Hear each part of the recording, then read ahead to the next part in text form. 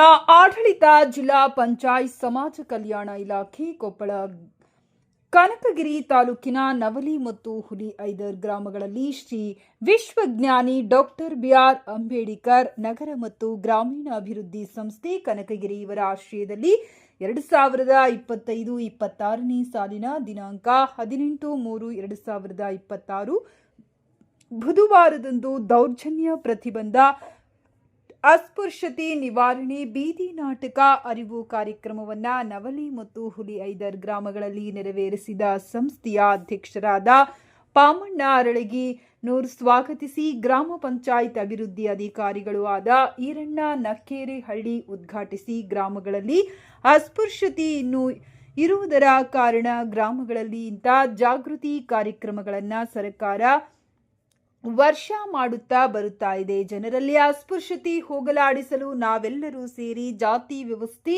ನಿರ್ಮೂಲನೆ ಮಾಡಬೇಕೆಂದು ಹೇಳಿದರು. ಮತ್ತು ಸಮಾಜ ಕಲ್ಯಾಣ ಇಲಾಖೆಯ ಪಂಪನಗೌಡ ನಿಲಯ ಪಾಲಕರು ಸಂವಿಧಾನ ಪೀಠಿಕೆ ಓದಿದರು, ರಂಜಿನಿ ಆರತಿ ಕ್ರಾಂತಿಗೀತೆ ಹಾಡಿದರು, ಜಾಗೃತಿ ಮೂಡಲೆಂದು ಹೇಳಿದರು. ಈ ಸಂದರ್ಭದಲ್ಲಿ ಚಂದ್ರಶೇಖರ್ ನುಡಿ, ವೀರೇಶ್ ತಳವಾರ್, ತಿಮ್ಮಣ್ಣ, ಹುಲಿಐದರ್ ಗ್ರಾಮದ ಸಣ್ಣ ಹನುಮಂತ, ಕನಕಾಚಲ ನಾಯ್ಕ, ಬೆಟ್ಟಪ್ಪ ನಾಯ್ಕ, ಜಿರಾಳ ಊರಿನ ಹಿರಿಯರು, ಮಹಿಳೆಯರು ಕಾರ್ಯಕ್ರಮವನ್ನು ನೆರವೇರಿಸಿದರು.